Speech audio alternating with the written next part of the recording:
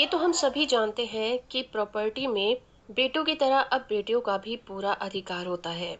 लेकिन ऐसी कौन सी कंडीशन हो सकती हैं जब पिता की प्रॉपर्टी में बेटियों का अधिकार खत्म हो जाता है? आज की इस वीडियो में हम इसी टॉपिक पर बात करने वाले हैं।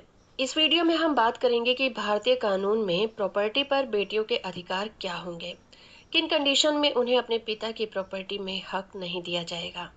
भारत में जब भी बेटियों के हक की बात हुई है, खासकर जब प्रॉपर्टी के बंटवारे की बात हुई और उनके हिस्से की बात हुई, तो समाज कंफ्यूज ही रहा। इसका सबसे बड़ा कारण ये रहा कि भारत में पहले बेटियों के प्रॉपर्टी राइट्स को लेकर कोई भी खास कानून नहीं बनाया गया था। हालांकि बाद में हिंदू सक्सेशन एक्ट 2005 में अमेंडमेंट करके बेटियों को पैतृक संपत्ति में बेटों के समान ही अधिकार मिल गए थे।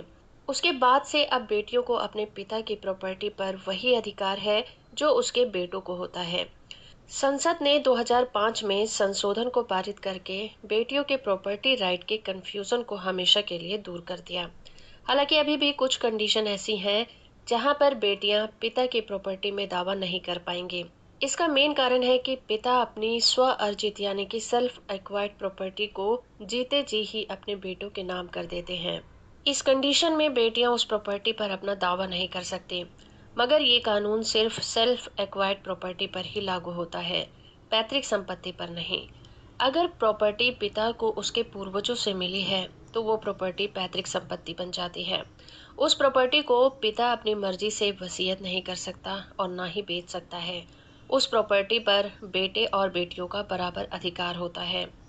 11 सितंबर 2005 को विनीता शर्मा वर्सेस राकेश शर्मा के केस में सुप्रीम कोर्ट की 3 सदस्य की बेंच ने एक ऐतिहासिक फैसला दिया था, जिसमें कहा गया था कि बेटी जन्म से ही पैतृक संपत्ति में हकदार होती है।